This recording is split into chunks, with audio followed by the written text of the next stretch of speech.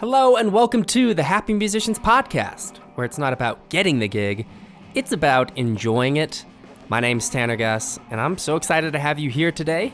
Before I get into it, I just want to say thank you to everyone who is supporting the podcast. Everyone buying and wearing Happy Musicians merch on your bodies, hanging up positivity posters in your room, rating and reviewing the podcast, and sharing it with friends. And the people who have reached out just to say hi and that they're getting something out of it. I really can't overstate how meaningful this is to me and how profoundly impactful this is on helping this podcast grow and reach more people and have a positive effect on the community. So really, just thank you so much. All right, let's get into it. In this episode, I'm talking with Steve Goold, who is an amazing drummer and educator. He's from Minneapolis and now lives in Los Angeles. He is recorded and toured with Ben Rector, Sara Bareilles, Cory Wong, Owl City, Matt Kearney, and a ton of other musicians.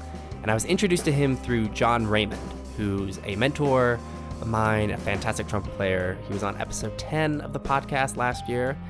And he pushed me to reach out to Steve because Steve is so grateful to get to play music in a way that's just palpable, even over Zoom, and is still connected to the joy that he has for music and why he started doing this in the first place, which is always refreshing to hear. And this conversation was especially exciting for me because Steve accesses this connection with music intentionally. It's not an innate thing that you either have or you don't. It's a mindset you can cultivate, which is awesome. We talk about Steve's journey of falling in love with education and permission not to be a teacher if you don't want to be.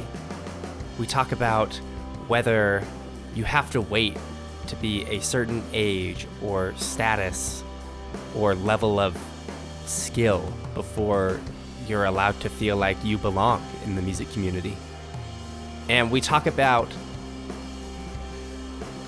studying music and figuring out how it works and getting into the theory without letting that take away from what music really is and why you're doing it, and being able to operate in both worlds. I thoroughly enjoyed this, and I'm so grateful that you're here for it today. And please help me welcome Steve Goold. I'm spending most of my time in LA trying to like network, I guess, out here for when things start back up. Mm-hmm. Which I'm like you. I'm assuming that they will, and we just got to ride out this momentary pause that's occurring in the music industry, or at least the live music industry. As a professional drummer at age 40, and the resume credentials that I have at this point, it doesn't really make sense for me to live in Phoenix if all I'm trying to do is be a drummer. Like if I've got a salaried church staff job, well, then Phoenix is the place, I guess. But if all I'm looking to do is tour and play sessions and whatever, then LA is a much better place for me to live in that sense. Yeah. So sure. Yeah, I'm out here trying to network, and but I still go back to Phoenix all the time. Mm-hmm. No, that makes sense. I mean, I've just been digging in on some of the YouTube stuff you've been posting lately, and you had talked about how you were in Phoenix there, so I wasn't sure. But I guess I'm curious then, like, sometimes I have a hard time with the word networking and just the whole concept of it. But and I think there's like a healthy way to do it and a not so healthy way. I'm curious how you think about networking and what that process looks like to you right now. Well, that's a great question. At every stage of my career, networking has looked a little different just because of the landscape of, again, my resume credentials, my experience level, and my relationships. So I'm rolling into Los Angeles with, I guess, like a certain degree of confidence in my ability that I admittedly didn't have when I was 25. When I was in Minneapolis, age 25, kind of hustling for any gig that I could get while supplementing the rest of my income with teaching lessons. I was practicing all the time, and I was listening to music just voraciously and trying to learn as much as I could because I knew that I had a lot to learn. And then every gig that I got was kind of like, okay, here we go. We'll see if I can do it. You know? And so I knew that I could play the instrument, but I was taking gigs for the purpose of learning just as much as for the purpose of like making money. Right. You know, so like some of the, I guess, quote, networking that I was doing back then was just offering myself as an option, even if you weren't going to pay me, because I knew that I would learn something from it. Mm-hmm. But additionally, it felt like any opportunity that I had to play for someone else, like as in display for them what I was capable of, like that felt like the only functional version of a business card that I could hand out. Like, right. You know, there's no musician yellow pages because people want to hear you. And back in 2005, when MySpace was really like the only social networking that was happening, like social media, I mean, like I didn't have an Instagram page that I could direct people to. Mm-hmm. So it's just like, I'll play whatever gig I can. And yeah, maybe the music sucks, or maybe I have to learn a ton of music for what is barely any money. Like the cost benefit analysis of how much prep I would need to do versus what the gig was going to actually yield. It's like none of that mattered to me because I was in this mode of like, I just need to learn more and I need to get my name out there. Fast forward 15 years to now, I'm in LA. I have a lot of, I guess, confidence in my ability to do what people hire drummers to do. Yeah. I know that I have a lot to learn still, but now I've got a little bit of, I mean, I'll tell you this, man, when I was 25, I kind of thought all of the like big touring professional drummers, I thought they were better than they really were. Like I had this image in my mind of how good you had to be to get a gig like that. Okay. And then I started meeting people who had big gigs and hearing them play. I was like, you're not that good. And I mean, I don't mean that in a like arrogant sense. It's more like the bar that was set in Minneapolis for drummers was really high. And I didn't know that. I just thought it was the bar. Okay. Like this is the global, or at the very least national, this is the bar that everybody operates with. It's like, nope, that's not true at all. There's a bunch of possible explanations for that, but I started to realize that people in Minneapolis expected, the Minneapolis music scene expected more from their players than most every other music scene did. Okay. And so I was hustling to keep up with the people in Minneapolis. And then I started to get out into the larger music world, and everybody was like so impressed with what I could bring to the table. I'm like, oh, I guess I thought you guys were all this good. And it's like, just the Minneapolis guys are. That's an oversimplification. That sounds a little douchey for me to say, but it felt like that to me. Okay. And so, you know what, every time I would get a new gig, I'd think like, oh, I hope I can cut it. Like I'd start working for Owl City and it's like, oh man, I've never done a like international pop thing. I hope I'm good enough. And I was like, good enough. They were super happy about it. Then I started working for Sara Bareilles, and she's a little more picky about her musicians because there's just like less electronic like backing tracks than in Owl City, you know? Right. Like, oh, I hope I can cut it. She's kind of, I mean, she's notorious for having really great drummers, and notorious isn't the word. She's legendary for having really great drummers. Like, oh, I hope I can cut it. And then she was super happy with what I brought to the table. And then same thing with Ben Rector. the session stuff that I was doing. And so the point is, like, now at age 40, I'm like, oh, I guess I can do this and I can keep up. Furthermore, I have a ton of friends, like a ton of relationships now that I didn't have when I was 25. So all of which to say, the networking here in LA is mostly just me texting my friends and saying, hey, I live here now. Yeah. Okay. and they're like, well, let's get coffee, but also, like, just so you know, I'm here now. Yeah. Which is, it's I guess somewhat presumptuous for me to think, like, well, who's going to want, there's a bunch of really great drummers in Los Angeles. Who's going to want to hire me? Like, well, I don't know who's going to want to hire me, but now that I'm here, we'll see. And if nobody knows that I'm here, then that's not really a fair assessment of whether or not people want to hire me. So I'm just getting on the horn, telling people that I'm here. Yeah. And then, you know, like, do you want to hang out? Like, well, sure. I mean, LA's really shut down. So, like, go get coffee isn't an option. Go sit at a bar. I mean, I had a few months where I was able to do that over, like, August and September before the spike went back up again. And yeah, sure enough, I'm easily making connections because I have enough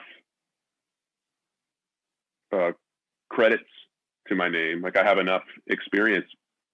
People know the names of the artists that I've worked with.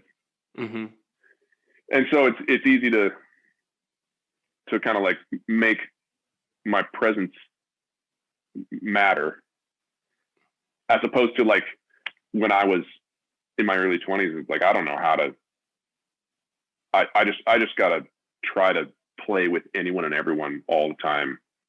And any gig that I did back then, and this is the case now too. Like, I'm kind of a perfectionist. I love doing a great job. And I had a lot of friends in my early 20s who, if they weren't getting paid what they thought if they weren't getting paid what they wanted, they wouldn't try as hard. Okay. And that was never, I never saw the point in that. Like, that doesn't, I'm curious. Productive at all. No, I definitely resonate with that. Like, if I say yes to it, I want to make sure I do a good job at it. But so I'm curious, like, you operated when you're 25 in kind of this mindset of, like, I don't know if I'm good enough, like, and so I really have to go out of my way to meet that level and prove myself right. Whereas now it's like I have a certain level of affirmation that I am enough as a player for the gig. But I also have to think that, like, having an internal feeling that, like, you're just enough as a player and worthy of the position, to me, seems like something I'd really like to feel like all the time. And do you think that if you had that kind of sense when you were in your 20s and trying to prove, like, get these gigs, you wouldn't have had that same drive? Does that make sense? Like, if you had felt then and it's just like, I am enough, like, I don't have to prove myself, then maybe you wouldn't have actually done the job like it needed to be done. I think that's accurate.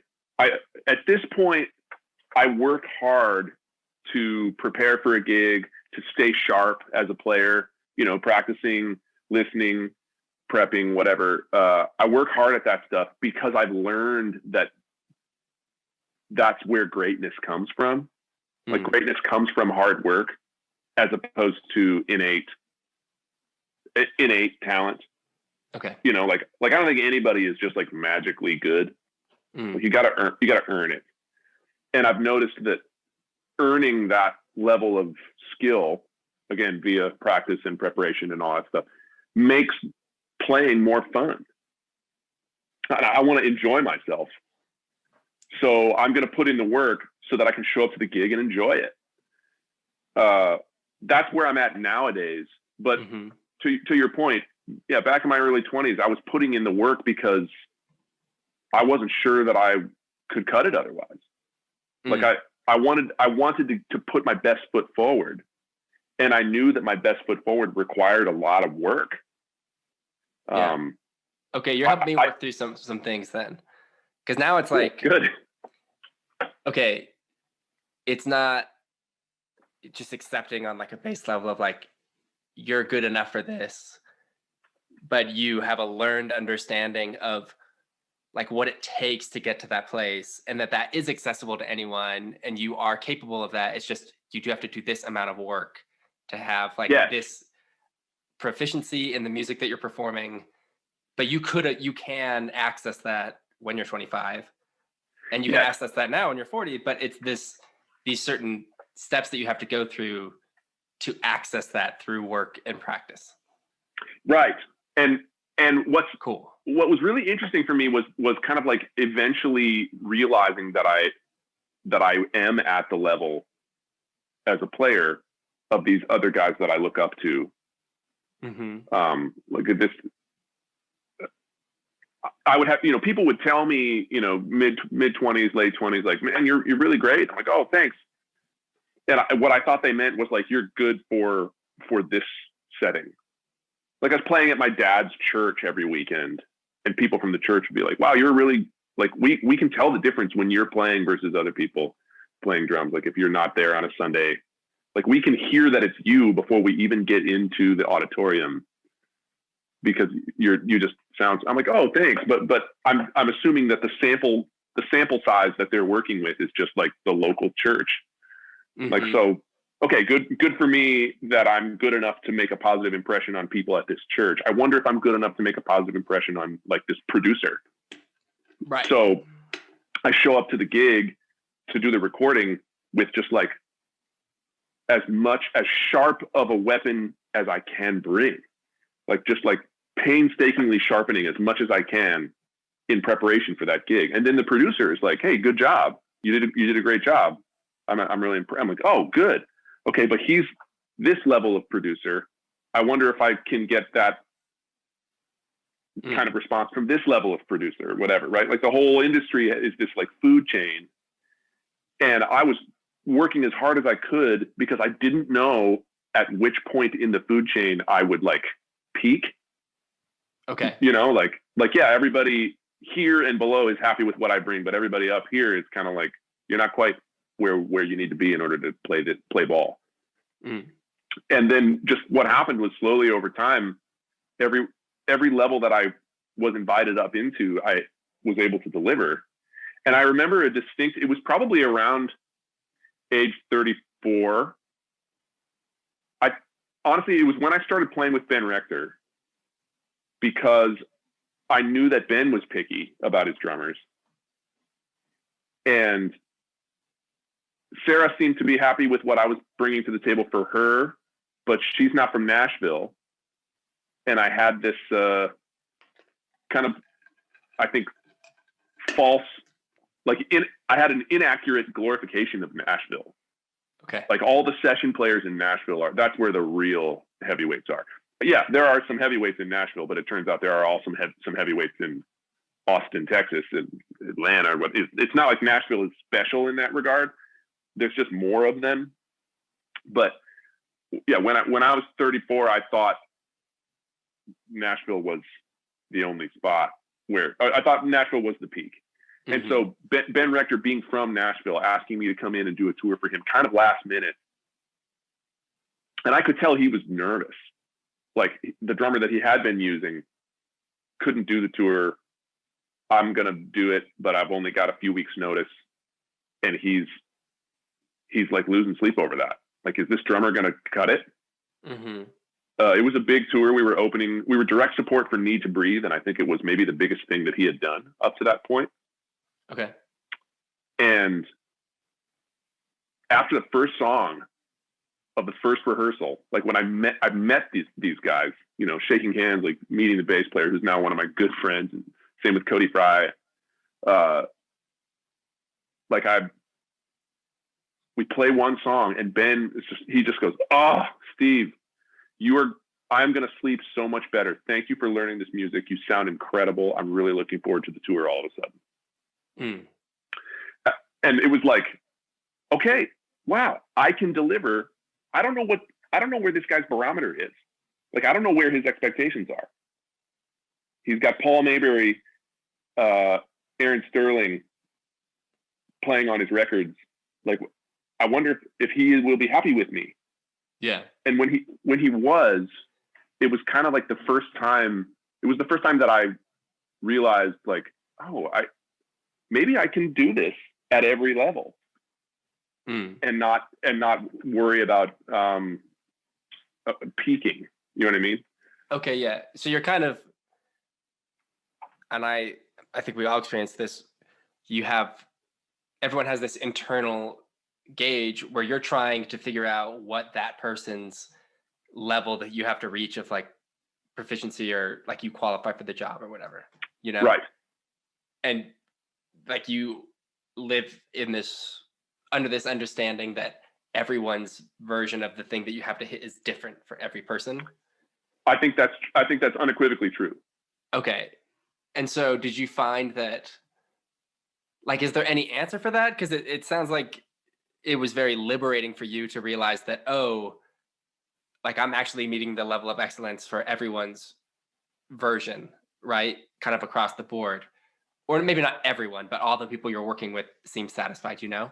Did it shatter that perception in a sense of like, as long as I know I'm doing my best at like the level of excellence that I've set for myself, that seems to be enough for everyone? Or was it still like you're still just playing this game? Like, is that something you can escape, or is that just something you have to learn to live with? Well, yeah. Again, like I use it as motivation. Like I know I'm now seeing that if I work hard, I can deliver, which is like a good thing to feel. I had an interesting experience about a year and a half ago. I got done with some one-offs with Matt Kearney, and then took a few days to go to Los Angeles and record with a really prominent Christian artist. Okay. And I've been playing, worship music ever since I was 13 in my dad's church. And like, I'm the lead music director at a mega church, and I got fired from the session. Like the producer just didn't like me. Okay. And I guess what I'm saying is that I left that experience a little bit flabbergasted. Like, wow, I can't believe I just got fired. And if that had happened to me when I was 25, I would have assumed it was because I'm not capable of delivering on that level. This person that I was working for is so well known, is so far up the food chain. They fired me. I guess that means I can't hang here. However, I had just gotten done playing a bunch of gigs with someone else who is just at that level, at that same level, having done work with other people in the past who are at a higher level even than this individual from the CCM world. Because the worship music world is not very important in terms of the large scope of the music industry, right? So like I'm playing with a lot of different people at this level, and they're all really happy with it. And this one guy wasn't. And again, like at age 39, I'm able to say like, oh, I guess I'm not a good fit for everything. Yeah. But I know I can hang at this level. Okay. As opposed to like, I'm not good enough. I guess I'm not good enough. Like I've got, it was liberating to realize like, no, I am good enough. However, somewhat humbling, and I think helpful to realize that I'm not a good fit for everything. Yeah. And that feels like an important distinction that I'm able to make, in 2019, that I wouldn't have been able to make in 2014 or in 2004. Yeah. No, I like that. It makes a lot of sense.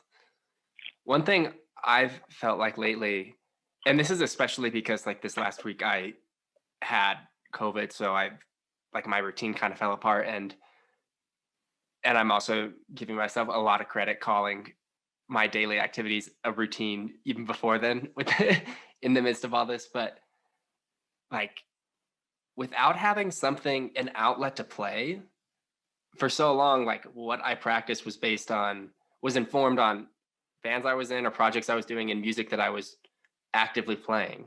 And now without that, I've had a really hard time answering the question, like, what do I practice? What's valuable for me to work on? And how do I stay engaged with that? And I don't know if that's something that you've struggled with, but I'd certainly be interested in trying to figure that out. Like, how do you decide what's worth practicing?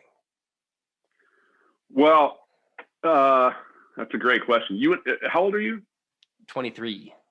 Okay. Yeah. I assumed the early 20s just based on the timeline of when you said you had met John and whatnot. When I was 23, I was still in the midst of my heavy practicing session. Let me put it this way. Every really great musician I know, like really great, I'm not talking about guys who have big gigs but when you get under the hood, they're kind of like mediocre. I'm talking about like really great musicians. Every really great musician I know had a period between 3 and 5 years where they were just dedicated to practicing. And it had nothing to do with gigs or tests for school, like juries, or it was just practicing for the sake of practicing.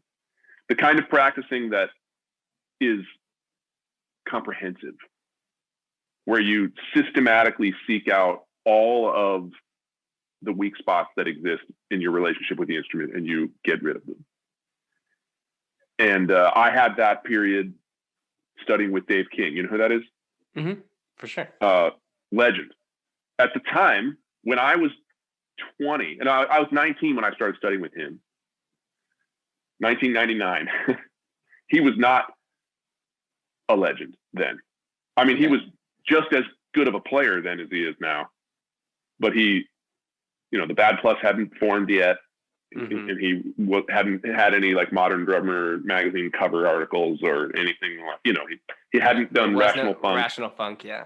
Right. Like he was not Dave King yet to the world. As a player, he certainly was. I mean, the guy is an absolute genius. He's brilliant, and he is an incredible teacher. Mm.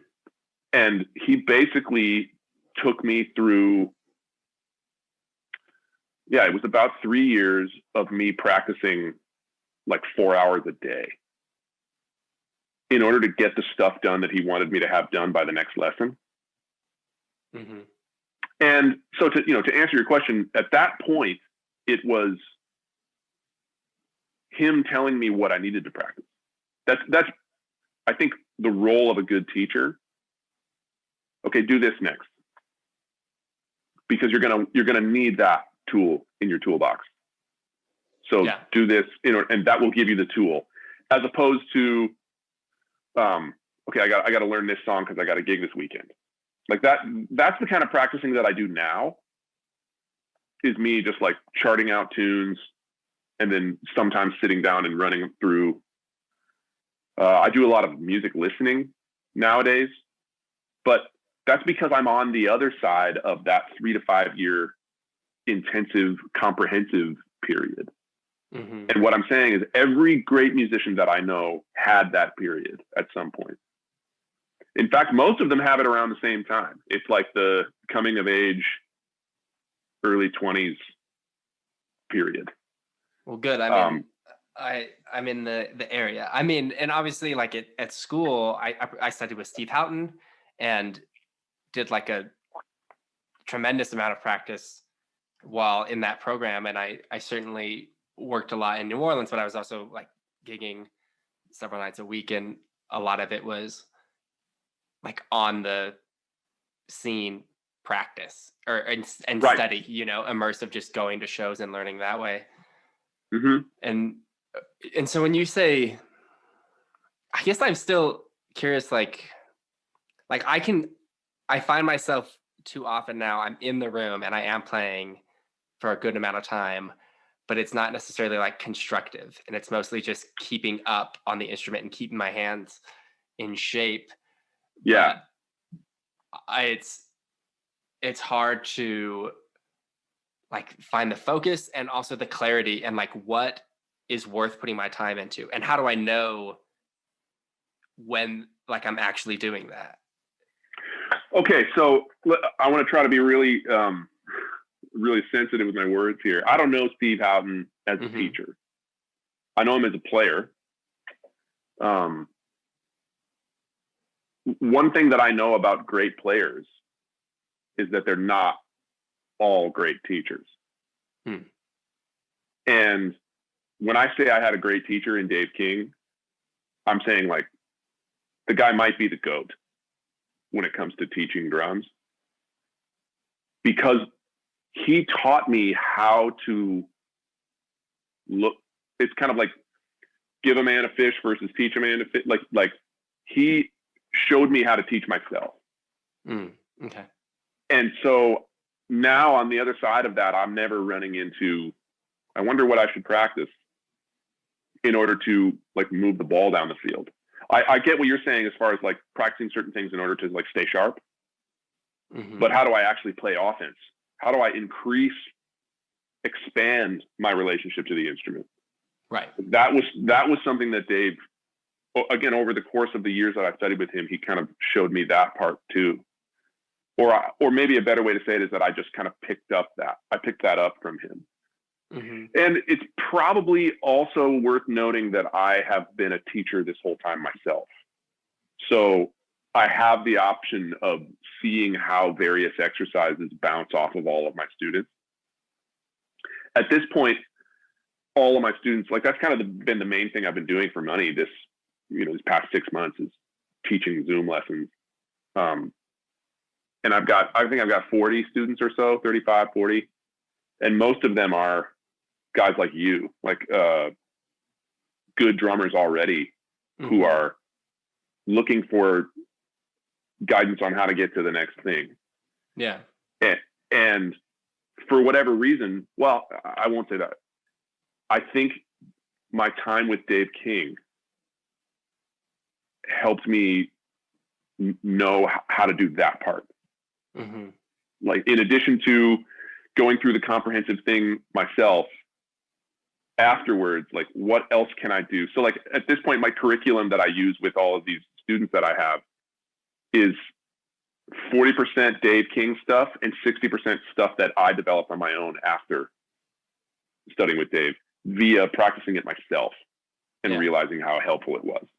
And kind of, so again, I feel like I need to give him all the credit because he's the one that not only showed me the path through the comprehensive period, but also showed me how to develop my own path after that. Which like now one of the best compliments I think I can get is when somebody is surprised to hear that I studied with Dave. They're like, because you studied with that guy? You don't play like him. Yeah, because you found. And I'm like, path. Yeah, that's cool. Right, because he's taught me how to be me. Which again, I think is like one of the categorical differences between a great teacher and a good teacher. Yeah. And that all makes a lot of sense. And in Steve's defense, he's certainly like in the legendary teacher category. And like those are concepts that we talked about a lot. And there are periods of time where I was in that zone and I was able to do that. And I think lately I just have been a bit burnt out on the pandemic vibe of practicing, of just like not having an outlet to do this, So then I think that just that positive feedback loop of growing and knowing I was growing because I could go out and play, and I had that proof on the bandstand of like, this is better and I'm more connected and it's more musical and it's more fun. Like I know it's working. And it's very hard for me to find that feeling when I don't get to go play anymore. It kind of hits that for me has been one of the hardest parts of this whole thing, is that yes, theoretically I've had a lot more time at my house where I could use practice, but without having an outlet to realize that it's actually working, it hasn't exactly made practice super inviting. Yeah, man, I feel you there. It's kind of the inspiration. I think what you're talking about is the inspiration paradox, where the more you're doing it in the real world, the more inspired you are to do it in the practice room. Mm-hmm. However, the more you're doing it in the real world, the less time you have for the practice room. So here we are in a situation where we're all forced to not do it in the real world at all, which then creates all of this surplus of time in the practice room, except we're not inspired to use the time because we're not in the real world doing it. Yeah, exactly. Like that catch-22 is a frustrating thing. Yeah. Have you had any success breaking out of it yourself? Well, I mean, again, to be fair, you and I are in different positions. Yeah. Just as far as the journey. Mm-hmm. I can tell you're hungry. Yeah, and I'm hungry too, but it's a different kind of hunger on the other side of having done all of the stuff that I think you're like dreaming of doing. Right. What I've been doing over the course of the free time that I've had in the pandemic has been spent largely on listening. And I've been doing quite a bit of, I guess, branching out a little bit from, well, okay, I'll put it this way. I had an epiphany a couple of years ago. I was in Africa. I went to Uganda for 2 weeks to teach at a music school there, kind of like a all day, every day music camp. Okay, cool. For all these Ugandan high school kids. Awesome. I had 35 kids in between the ages of 12 and 18 in this big kind of like shed. Mm-hmm. Maybe 4 drum sets. Everybody had practice pad and sticks. And I'm teaching them for 2 hours in the morning, 2 hours in the afternoon, 2 hours in the evening. And I had such a great time. And it was the moment that my the adage, those who can do and those who can't teach. You heard that? Mm-hmm. Yeah. Like that. I heard that when I was your age a lot, and it stuck with me like in a negative sense of like, okay, Gould, you teach a lot in order to make ends meet. That's because you haven't arrived yet as a player. Teaching is, beneath you. If you're good enough, you won't need to teach. And I've always kind of held on to that. Mm. And those 2 weeks in Uganda was kind of like, I love teaching. I'm gonna teach. Yeah. In fact, I really love communicating. I really love listening to a talk show host on the radio or late night television, or even a podcast or whatever. I love listening to those individuals and discerning the difference between good communication and bad communication, good public speaking and bad public speaking. Mm. A good lecturer versus a bad lecturer. Like I'm a good clinician, or maybe I'm a bad clinician. And that stuff's got nothing to do with my playing. Teaching is its own skill set. And I kind of decided I was going to stop stiff arming it. Like after that experience in Uganda, it's like, listen, I'm going to just be a teacher and a player. I mean, I love playing, but I'm just going to make this little adjustment in my head about whether or not teaching is even worth my time. Teaching's only worth my time if I don't have a gig to do. Mm. Was me like 3 years ago. And me now is kind of like teaching is worth it on its own. And I want to actually develop intentionally increased skill in that area. So some of what I've been doing over the pandemic is just sharpening that. That's awesome. I do a few things on Instagram that are specifically designed to challenge my ability to teach. Mm-hmm. And I think maybe people who pay attention to my Instagram perceive that those things are just kind of like fun Instagram things, but really they're projects that I'm intentionally chasing down as a tool for sharpening my ability to communicate. That's awesome. The teaching thing, I don't personally, I don't do private lessons. The podcast is obviously like my side hustle communication thing. I like figuring out how things work and sharing that with people. And I haven't ever felt like particularly effective as a one-on-one private instructor. But one thing that has happened with the whole, the shift in how musicians make money in the last 20 years, has been an increased reliance on teaching. And I do think there are a ton of examples of even world-class musicians who make a good chunk of their money as adjunct faculty, at universities and things. And it's that so many people are just getting teaching gigs because it's the only way to get paid. And I'm glad people are being supportive. These are musicians who deserve to be supported by the community, and they aren't without merit as educators. But you also know as a student when it's oh, you're just here because you're you have to do this to make ends meet, but you don't actually care about this gig. And that came up in Pixar's Soul. I don't know if you watched that one yet. Yes, I love that film. Yeah, I love it too. But it heightens that sense of he's not a good teacher. Because he doesn't want to be. And we are in a situation where it's unless you have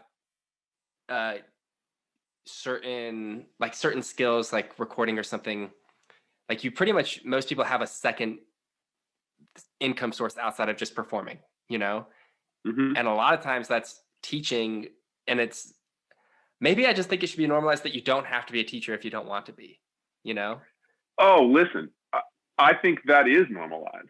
You don't have to be a teacher, especially if you don't want to be. It's somewhat irritating to me how many bad teachers exist in the world. Yeah. And the pretense of the students coming to you and saying, teach me. And then you say, okay. The pretense there is that you want to and that you will be able to. And there are so many, this is why I said about Steve, again, I've not interacted with Steve Houghton at all personally. Sounds like he is a great teacher from the experience you've had with him. Yeah, for sure. I've just run into so many faculty level, upper level, highly credentialed players who get into the teaching game, like you said, because they want to make some money, but they're not good at it. And the result is all their students waste their money. Mm-hmm. Just set up a GoFundMe. If you want to donate money to the guy, just donate money to the guy. But giving him money under the assumption that he's going to teach you something when he can't, because he's not a good teacher, that. If you don't want to be a teacher, don't be a teacher. What I found is that I enjoy it. Mm-hmm. So part of the reason I continue chasing that world, I guess I need an income stream, but I really love it. I love the art of communicating, the challenge of getting an idea from my head into someone else's head. I also love the way it sharpens me. Once I get my idea into their head and they spit it back at me, I learn something because I now can filter the idea through their experience and not just mine. Mm-hmm. So part of how I've developed my curriculum is just watching how all of my students I started teaching when I was 16 years old, man. Playing drums at my dad's church all the time. People at the church that knew I was the pastor's son saw me playing drums every weekend, So they trusted me as an individual, and they're like, hey, will you start teaching our 8-year-old or not, whatever. Like I've been teaching for a long time. Yeah. And I'm watching certain things work and other things not work. And it's helping me grow as a player. It's helping me learn what to practice and what not to practice by seeing which things my students benefit from practicing.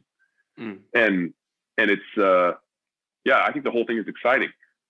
But that's just me. It's kind of like somebody being super into the NBA. Like, normalize not liking basketball, even if you're an American man. You know what I mean? Like, you don't have to like basketball. You don't have to like basketball. Yeah. Normalize like not making fun of country music, just because, like I there's all of these. We can just be us. Like I kind of want to give you as much permission as I can to not be a teacher. If you don't want to be, don't do it. You don't have to. Yeah. My experience with teaching was positive. And if anybody wants to ask me about that, I'm happy to tell them. Like, as clearly I'm just like rambling on and on about how much I love teaching, but it's not any pressure for someone else to do it. I have had a few guys in your position ask me, like, how do I make ends meet? I don't have enough gigs. Like, what should I do? Should I go get a job at a coffee shop? I'm like, well, sure. I mean, what I did was teach. The nice thing about teaching is that you're in control of your schedule, and you're not if you're working at the coffee shop. That now has expanded into, or like the gig economy of like teaching lessons. You could also do now with Postmates or Uber, or I mean, there's some other things you can do to make ends meet besides teach that allow you to have some sort of schedule autonomy. The piece of advice that I give all the guys who, again, are like the younger guys who are trying to figure out how to make ends meet, because like you said, it's hard if your only source of income is performing. What else should I do? The thing I always tell them is like, don't sign yourself up for something that clamps your schedule, because the life of a musician is very unpredictable schedule wise. Yeah. Like, hey, can you do a full day in the studio with us on Monday? I'm like, it's when, you mean this Monday? I'm like, yeah. Like, I gotta work. It's gonna be hard for me to find someone to cover my shift. And they're like, oh, okay, bummer. And then it lodges in their head that you're not flexible. It's like they wanted me to do it, and I can't do it, and I now lowered the chance that they're going to ask me again in the future. Yeah. Not because I did a bad job, but because I planted in their mind the idea that I'm probably not available. It's like the music game is about you being like, yep, sure, I'll be there. Which means you got to have the ability to just drop whatever else is going on, which for me was being the teacher, like the private lesson teacher. Like, hey, I got to cancel lessons for next week. And a few times my students or their parents would be like, it's frustrating that you have to cancel. We'd like you to, like, Timmy is really enjoying the lessons and he's making a lot of progress. Why can't you do the lesson next week? Like, I have a performance. I'm like, okay, well that's irritating. Like, oh, okay, well here's a list of 6 other teachers you can use. This isn't a discussion. Like, I'm not gonna cancel the gig just to teach the lesson, because again, like I said, at that point I was just trying to do as many gigs as possible, realizing that was the ladder that I would climb. And even now, as a teacher, I can vouch for the fact that my teaching benefited from all of the playing that I did. Right. So I'm glad that I prioritized playing. And as you hear me describing that experience in Uganda, and I'm kind of shifting my perspective on teaching, and now I value it on its own. I think that's only possible after having done all the experiences that I had as a player, helping to inform my teaching and helping to, again, like, promote my resume as a teacher. Yeah. As opposed to, like, I'm the dude that just lived in like a suburb of Minneapolis teaching at a local music store, and all I've ever done is teach at the local music store. Like, what insight do I even have about the instrument at that point? Right. Yeah. I mean, by foregoing the lesson, you're giving yourself an opportunity to become a better teacher and a more informed instructor. So yeah, that's kind of my really point. in the best, interest at the end of the day for everyone. I think it's really cool. Good summary. Yeah. I really like, I mean, one thing that I just see when you're playing is you just seem really connected to the joy, the spark, I don't know what you want to call it, like just the gratitude for the act of making music. You seem connected. Is that just kind of an innate thing for you, or is that something you've cultivated and worked on being present for? Great question. Right on, Tanner. It's both. Okay. It's both. I came alive listening to music. I remember it so distinctly. I was listening to a song by DC Talk. Have you ever heard of that band? Mm-mm. They were really big in the Christian music world. Because again, my dad was a pastor. I was raised in like this Christian backdrop. And when that band first hit, I think it was either 1988 or 1989, and I was 8 or 9 years old. I was listening to a song by them, and I just couldn't get enough of it. It inflated my balloon in a way that nothing ever had. And I listened to it over and over, like rewind the tape, listen again, rewind the tape, listen again. I was just like so excited. And that started me on this journey of chasing that feeling. Yeah. And different kinds of music that would do it in different ways. But it, every time I discovered a new kind of music, a new artist that gave me that feeling, it just was the best. It's my favorite experience. Honestly, like as a human, my favorite experience is discovering new music that inflates me the way I remember DC Talk doing it in 1988. Yeah. And I mean like that. Okay. So it was 1991 that I started playing drums, and I felt that same thing. It's like, oh, this is the same. Mm-hmm. It's just me doing it instead of me listening to someone else do it. And I guess I perceive among a lot of my musician friends that they're not that listening to music and playing music are not the same for many people. And I'm not saying that, like, obviously that's not true for someone. Obviously it's correct that listening to music and playing music are not the same thing, because so many people enjoy listening to music who are not themselves musicians. Right. But I've also found that for a lot of my friends who are musicians, listening to music is still kind of not the same thing as playing music. Like they don't get as much joy out of it. I think I get as much joy out of both.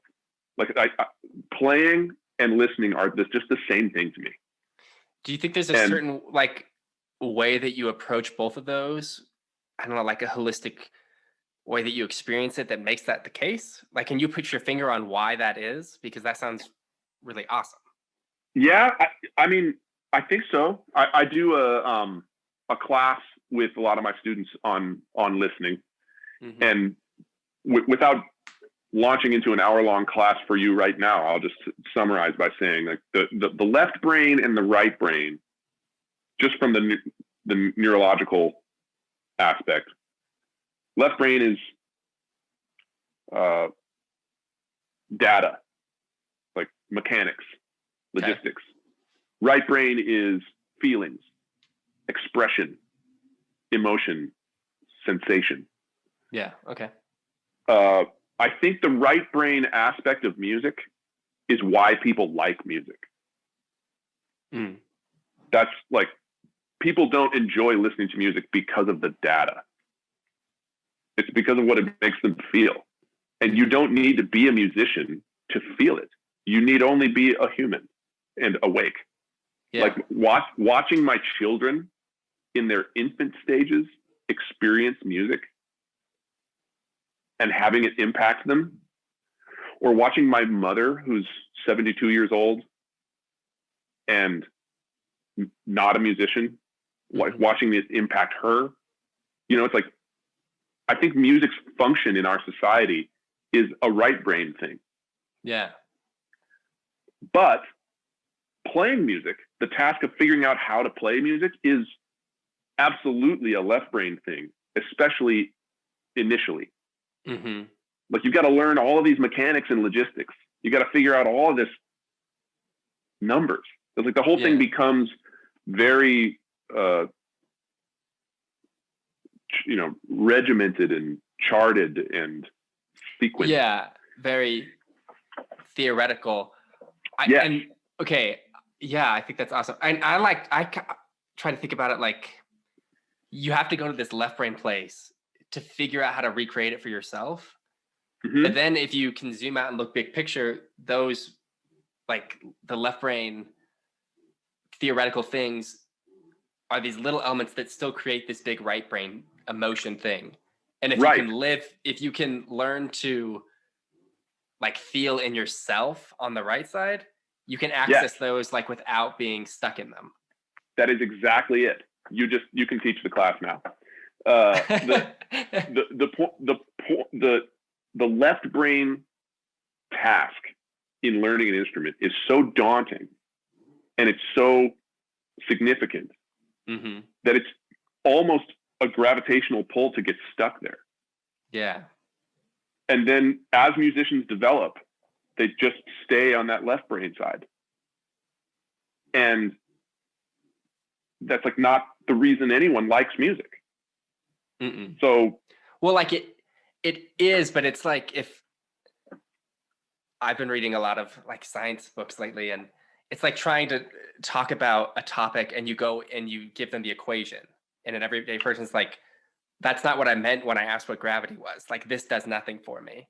It is what gravity is. Like, that is the equation, but that's not helpful as far as understanding it. It's like going to it. Right. It's like going to El Capitan in Yosemite and describing the experience with just the coordinates. Yeah. It's like here's the location we were to, it's like that's not why you like that place. That's not why human beings are, or like describing food with just the recipe. But again, it's such an important part of like, if you want to find this cool location with this cool view, you have to have the coordinates. Yeah.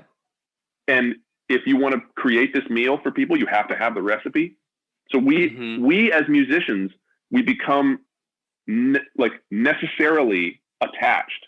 It's a necessity that we learn and understand and utilize the left brain side of music so that our audiences can experience the right brain side. Yeah. But as musicians, we have to do both. And I'm saying, like, I think that's the way I would at least attempt to describe why listening to music and playing music feel the same to me. I think it's because maybe accidentally or just kind of like innately, when I was younger, I never distinguished between those, like the left brain side and the right brain. I always kind of like viewed them both. But as I've gotten older, I've started to become intentional about that. I saw myself drifting into just getting stuck in the left brain side. Yeah. No. Like that's important, but the right brain side is still the reason. The right brain side is still the drivetrain of the whole thing, like the purpose. And the left brain side is just the blueprint. Yeah. And I want to live in the house, not just look at the blueprints of the house. I love it. Yeah, that's the soundbite right there. That's it. That's awesome. Yeah, I totally agree. I mean, that class sounds fantastic. And I do think it's cool and worth pointing out that, like, once you realize this distinction you're making, you actually, like, you figured out a way, not that you can share it all right now, but that there is a way to, like, re-engineer all this stuff that you did and work back to the thing it's serving and then live in that space again. Like you can do that. Yes. I think a great metaphor for that is the process that children go through in learning how to speak.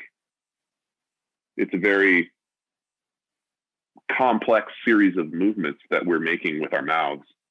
Like properly enunciating a language is difficult. And, you know, children don't know how to talk to you really early on. They're just like babbling, but it's not because they don't understand the language. They do understand. They just can't control their mouth yet. Yeah. Okay. So like they know what you're saying to them. They've figured all of that out, but they're still learning how to control this. And as you learn how to control your mouth, suddenly you don't have to think about that anymore.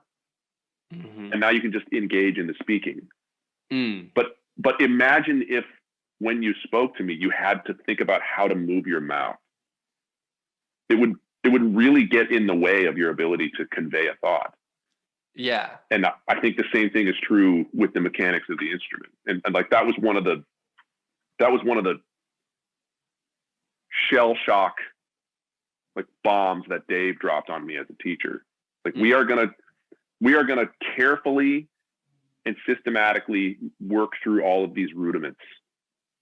And then we're gonna burn your rudiment book.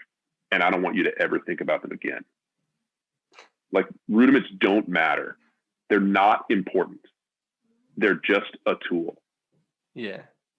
Like the dude in the auto garage who has an unbelievable collection of tools, but doesn't know how to use them. Nobody cares. You're gonna fix my car, man. I don't care how shiny your wrench is. and like that's what it feels like to me when too much focus goes on the rudiment. Like, look at my ability to play the rudiment. I'm like, it sounds terrible. Rudiments sound dumb. That's why you don't hear anybody getting up in front of an audience and performing a scale. And now the B flat minor scale. Like nobody cares. Yeah. Like tell me a story. And I see that the mechanics of moving around the B flat minor scale are going to be involved in your storytelling, but I don't care about that. I care about the story. And Dave just drilled that into me, which I think was one of the important links in the chain of this whole thing that I'm describing. Like, I don't want to get bogged down with the logistics, even though the logistics are imperative. I can't fix your car without the wrench, but the wrench isn't the point. It never was. Yeah. That's awesome. You can see I enjoy metaphors. I right. kind of move into metaphor speak almost more often than I realize. Yeah, for sure. Every time I'll be working on a blog post and I'm like, I have 3 different metaphors in here. Right. This went from being helpful to more confusing. Totally. Yeah. Sorry about bringing up an auto garage out of nowhere. No, it worked. Well, I appreciate all of this so much. I really enjoyed it. Great. Yeah. Before we're done, if you want to let people know where to find you online, projects you have, things you'd like them to be aware of, where they can interact with you more, you can let them know. Yeah. Well, at this point, my main hub for online presence is Instagram. I do a thing every Thursday called Q&A Thursday, where I just use the, like, in Instagram stories, the little, like, ask me a question thing. Yeah. And people submit their questions and I respond. And I really enjoy actually the variety of questions I get. And oftentimes they're drum related because the majority of my audience are drummers, but there's a lot of like philosophy and religion and politics and like economic questions that come in. And I think that stuff is really fun. I also am really active to respond to DMs on Instagram. So anybody who wants to ask me a question directly, whatever, I try to diligently pay attention to that and respond. And I, post a lot of videos of myself playing or talking about an idea or whatever, just on my actual Instagram feed. So Instagram is kind of the place. I used to have a blog. It was called Drummers Are Musicians Too. And I just posted, it was like 2006 through 2011. It was right around in there when I was very active on the blog. And I used it as kind of like a way to teach lessons without a student, so that I could just kind of like workshop and sharpened my ability to teach. Like typing blog posts, like just learning how to write, learning how to think, but doing it out loud for a blog audience. And that turned into a paywall, like monthly subscription, $25 a month lesson site called the Drum Library. Yeah. And the Drum Library at this point is kind of like a comprehensive, I use that word a lot here. It's a full collection of my thoughts about how to play this instrument. Yeah. And it's a bunch of video lessons. It's a bunch of blog posts. It's a bunch of like drum cams, like footage of me on gigs and long explanations of what I'm thinking while I play and like all that kind of stuff. And so anybody who wants to like, quote, study with me, the Drum Library is the easiest way to do that. Because like I said, it's not a money grab thing, like $25 a month. It's really just kind of like an online journal for myself. Like, but if you want to read it, you know, I put it behind a paywall to see if I could just help to pay for the cost of having the site. And that's a good, again, like a good window, probably the best window into what I think about the instrument is the Drum Library. Awesome. TheDrumLibrary.com, you know. So if you want to talk to me, hit me up on Instagram. If you want to learn more about my opinions on the instrument, hit up the Drum Library. Very cool. Well, thanks again so much, Steve. It's been a pleasure. Oh, thank you. I appreciate the invitation, man. Good to get to know you. That does it for this episode of the Happy Musicians podcast. Right now we're listening to How I Killed a Bear, which is the title track of a Mass record. That is the improvised rock trio Steve is in with Jasper Nephew and Matt Patrick. You can find links to this at thehappymusicians.com. I have a breakdown post there for this podcast episode and every podcast episode. And there, if you're like, oh, I want to hear more of Steve's stuff, I've got you. I've listed some of my favorite offerings of his from the web.